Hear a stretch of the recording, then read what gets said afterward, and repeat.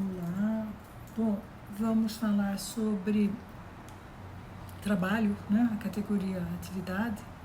A gente já viu a categoria atividade lá em Leontiev, no primeiro semestre, né? Junto com consciência.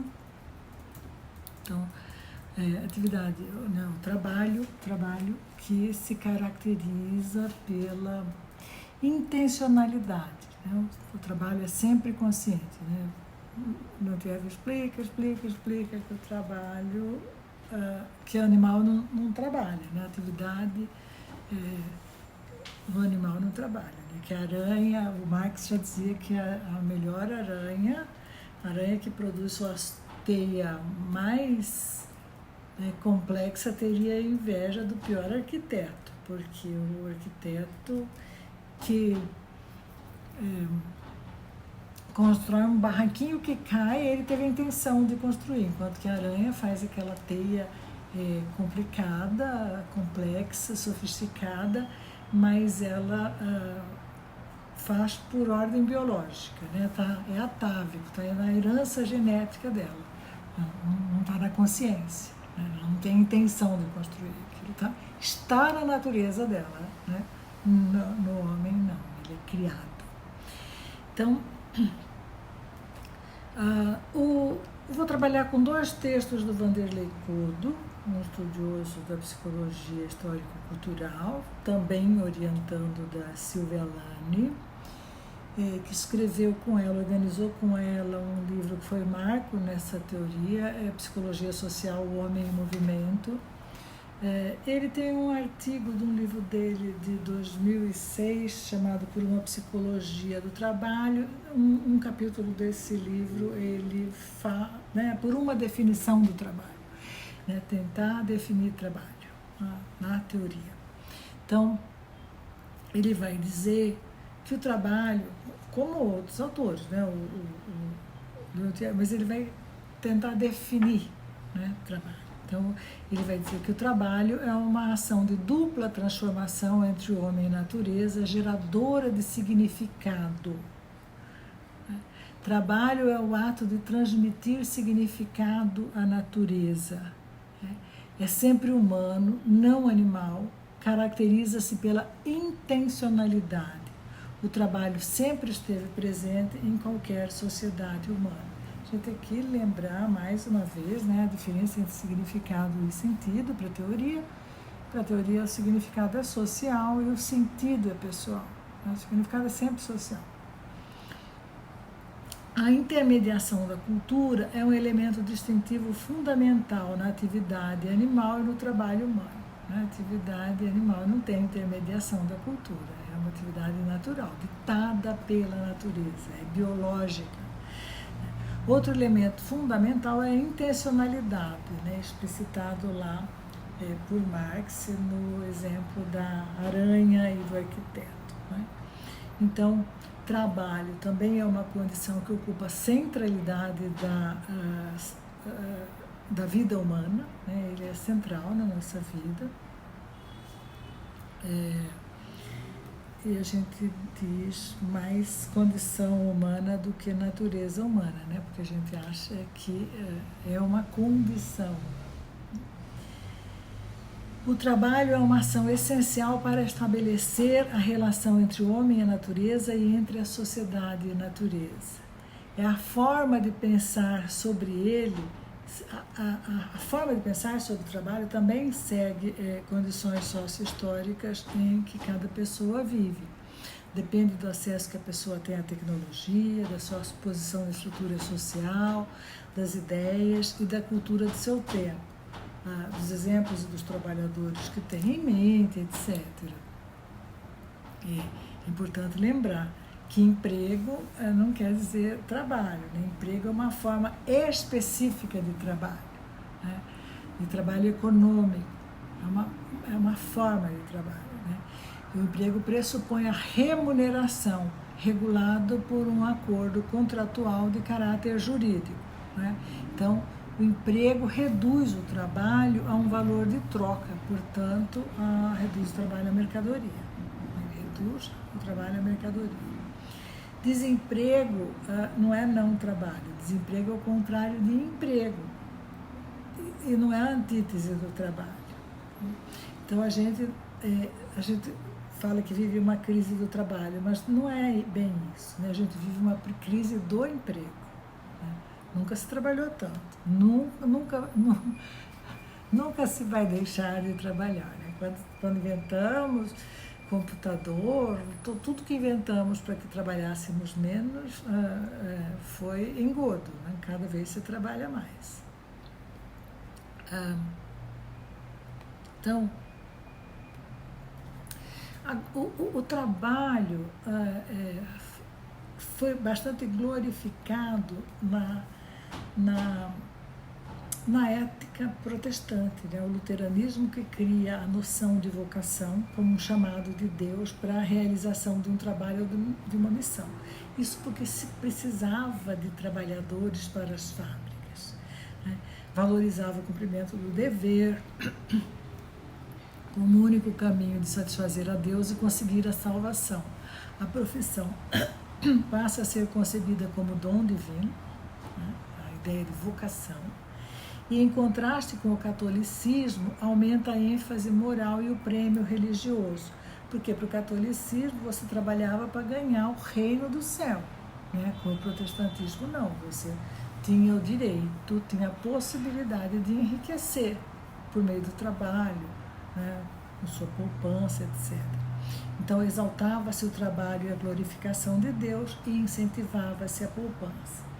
Quanto mais duro se trabalhava, mais se provava ser merecedor da graça divina, e o sucesso, a riqueza, era resultado desse trabalho duro. Então, na exploração do trabalho sob o capitalismo, a transformação do modo de produção manufatureira para o modo de capitalista exige a parcialização das ações de trabalho em suas operações.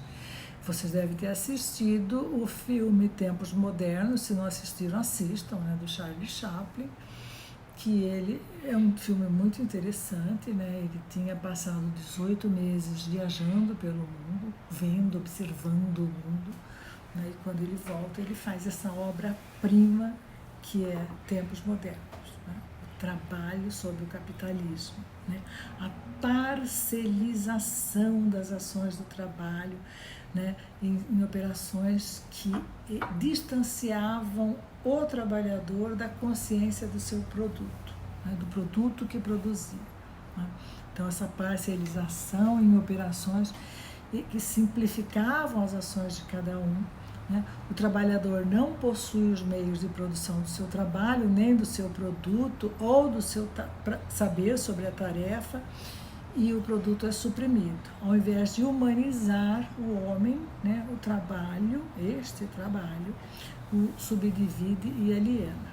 Então, na forma de mercadoria, o trabalho torna-se alienante, porque o trabalhador desconhece o próprio processo produtivo e o valor que agrega ao produto, além de não se identificar com o produto do seu trabalho. Então, para o Vanderlei Codo, definir trabalho é uma tarefa árdua.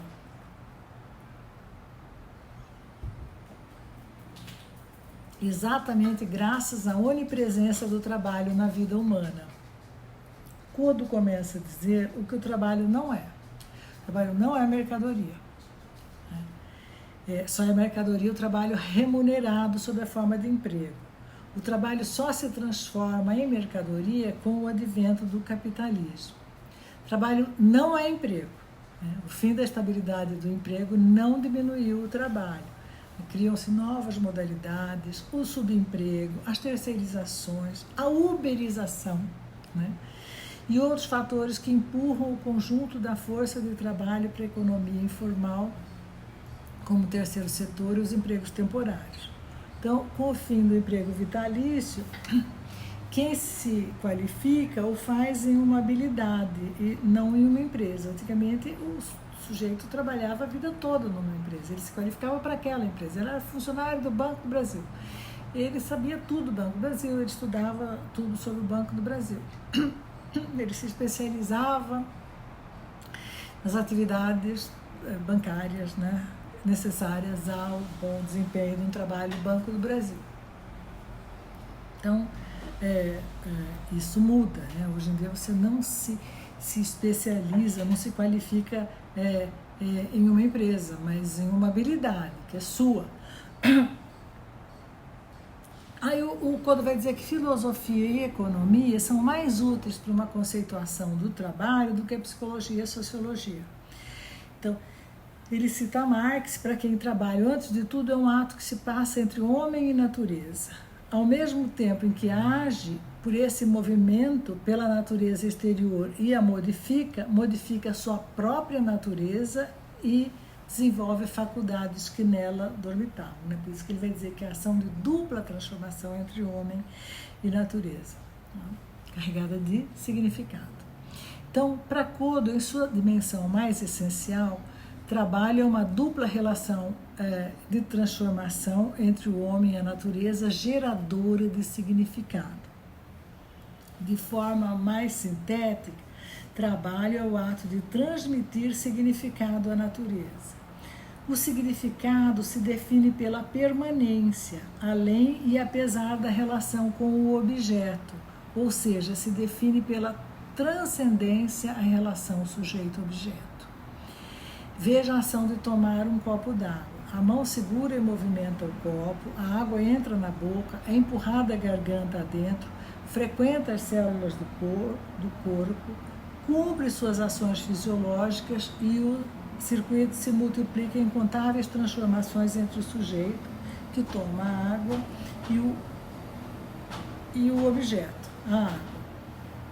O mesmo gesto, tomar um copo d'água, sendo realizado por um garoto propaganda em um comercial de TV, ou uma menina, uma modelo, a nos convencer que aquela água é melhor,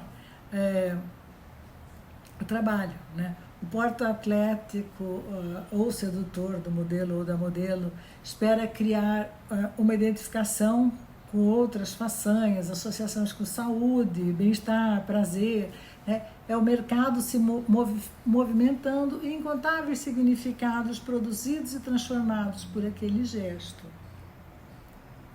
Então, a transfiguração do gesto em trabalho não depende do mercado. Fazer uma cadeira é trabalho, mesmo que seja feita em uma oficina amadora no fundo do quintal, com o objetivo de presentear um filho, um neto, né? Ela gera significado, transcende o produtor, permanece mesmo que o autor se vá. Por outro lado, o mercado, por ser ele mesmo transcendente, pode transformar em trabalho qualquer ação, como beber água lá do exemplo do garoto propaganda ou da modelo. Então, para o poeta Carlos Drummond de Andrade, o poeta trabalha quando inventa algumas palavras e torna outras mais belas. É trabalho, ele tem consciência, ele tem a intenção de fazer isso, né? O militante trabalha quando tenta convencer outros a preservar a floresta, mesmo que não ganhe dinheiro com isso, até que gaste do seu. O Relações Públicas está trabalhando quando coloca seu sorriso a serviço do mercado, e a dona de casa está trabalhando quando ensina o filho a não sujar o tapete.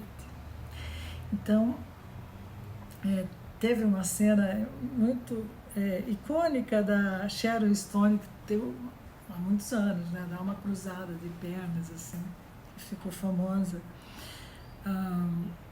Então, eu acho que era Atração Fatal, não me lembro o nome do filme, e ela fica...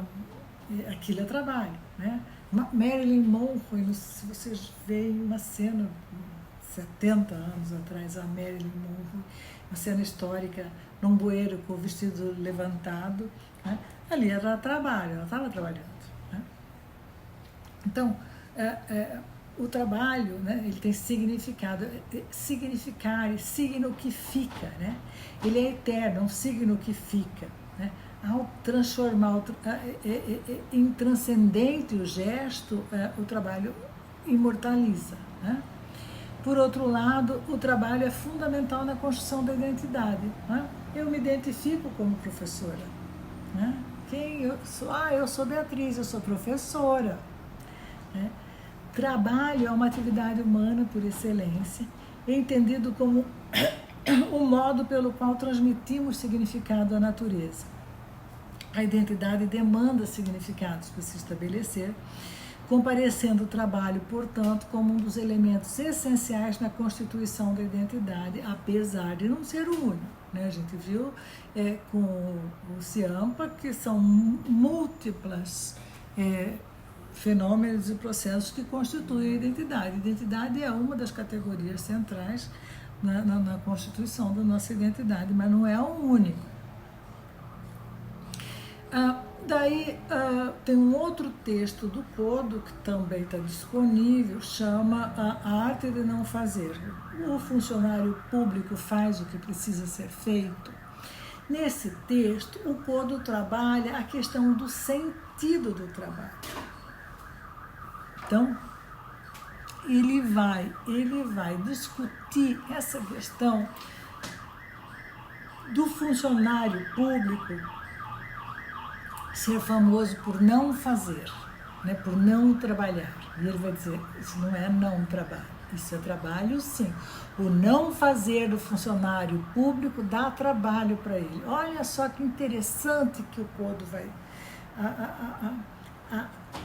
o pensamento que o Kodo vai desenvolvendo a respeito do não fazer do funcionário público.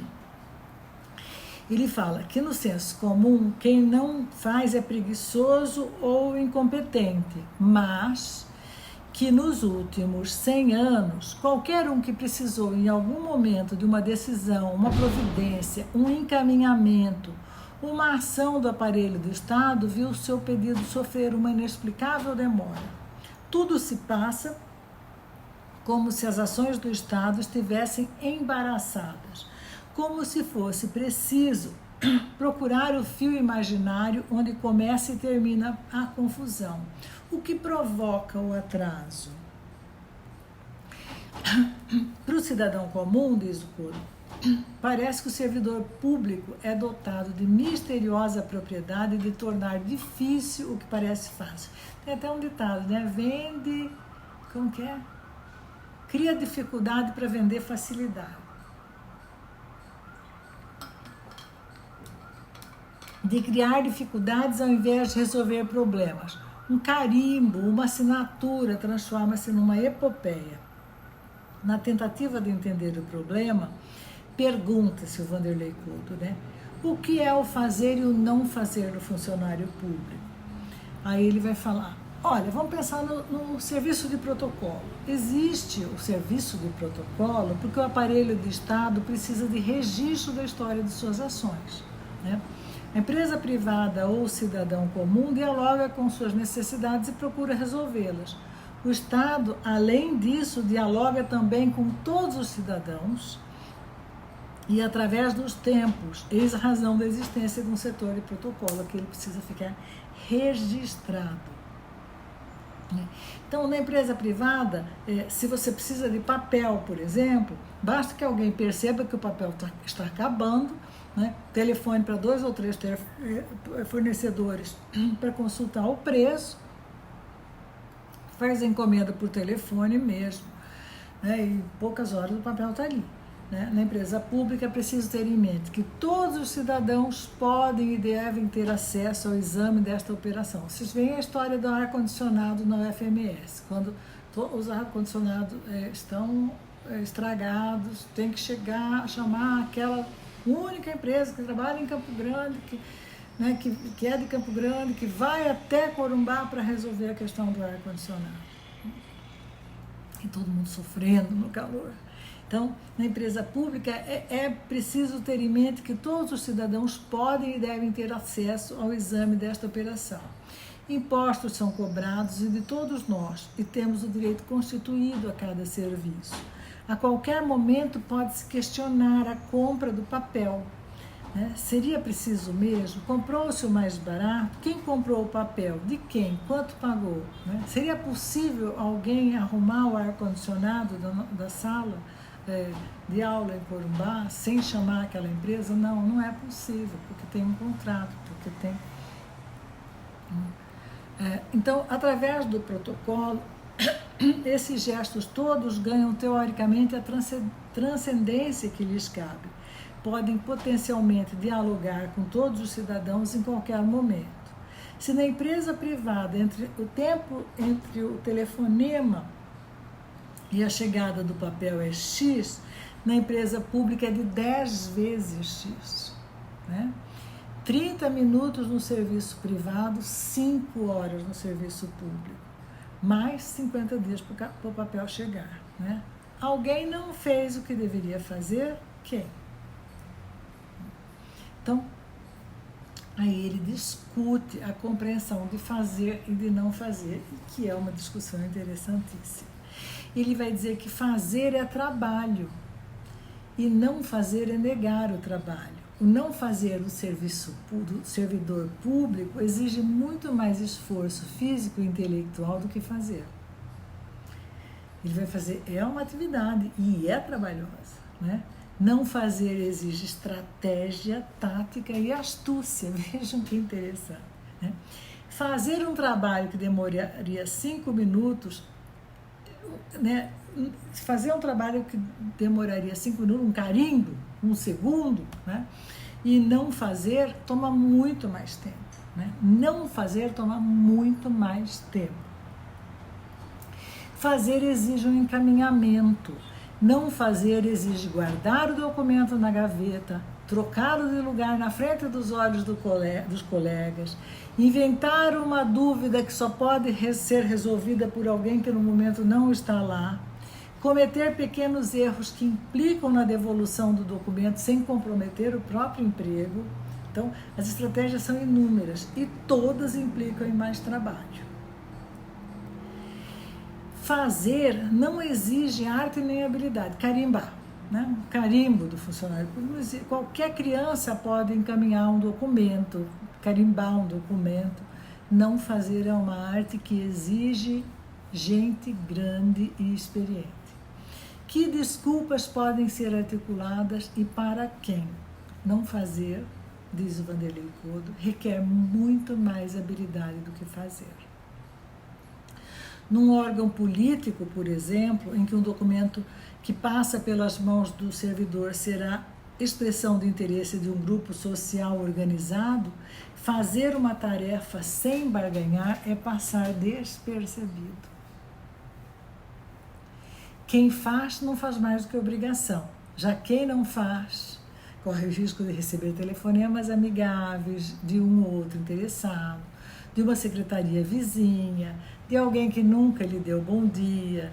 Quem não faz passa a ser visto e, antes de ser criticado pela ineficiência, é bajulado, paparicado, torna-se importante no processo. Quer subir na carreira? Então não faça. Será a única forma de lembrarem de você. Há pouco tempo nós temos no CEPAM a possibilidade de imprimir nossos próprios documentos, né, nossas próprias impressões. Até então, né, vocês não conseguem imaginar o tanto que a gente precisava bajular para conseguir uma cópia. Então, em Campo Grande, em Corumbá, em qualquer instituição que precisasse. E veja, o Xerox é importante para a gente, tem sentido para a gente, mas não tem para quem está lá fazendo aquela cópia que não tem nenhum sentido para ele. Então é preciso valorizar esse trabalho. Então, quem não faz passa a ser parte da conta da aliança entre grupos de embate, passa a fazer parte do grupo, do jogo, a compor um grupo ou outro, podendo escolher um lado ou integrar-se em ambos. Totalmente ao contrário do senso comum, não fazer implica em mais trabalho, mais habilidade, maior integração, maior cooperação, mais competência. Assim, portanto, o não fazer não pode ser confundido com a não ação, diz o Vanderlei Couto, né? Ele diz ao contrário, o não fazer é ativo, implica em ação, e ação mais complexa, mais onerosa, mais próxima de trabalho do que de não trabalho. Se por um lado o servidor não está cumprindo com o trabalho para o qual foi contratado, se por um lado o servidor não está cumprindo com o trabalho para o qual foi contratado, isso não significa que esteja sendo preguiçoso ou relapso, pois para não fazer ele precisa ser sofisticado, experiente e empenhar a melhor de suas estratégias em seu trabalho, habilidade que está longe do trivial. Então, para tirar a dúvida, tenta negar um favor. Tenta negar um favor para o seu vizinho. Né? Você vai ter que, ou para sua colega, você né, para o vizinho, por exemplo, você vai ter que chegar num horário diferente, você vai ter que fazer cara feia. Dá trabalho, é mais fácil fazer. Então, ele vai falar quais são as razões que operam essa mágica. Aí ele vai falar da questão do sentido. Né? As razões, ele vai falar sobre uma divisão didática no texto dele, né? Atividade fim e atividade meio. Então ele vai dizer, é trivial a divisão dos setores de uma empresa ou indústria em atividades fim e atividades meio. As atividades fim são aquelas que estão ligadas diretamente ao produto final. As atividades meio são aquelas que fornecem as condições para que a unidade da área fim produza. Um marceneiro é produtor de uma atividade fim em uma marcenaria e é meio em uma escola. O concerto de cadeiras faz parte das condições para que as aulas ocorram.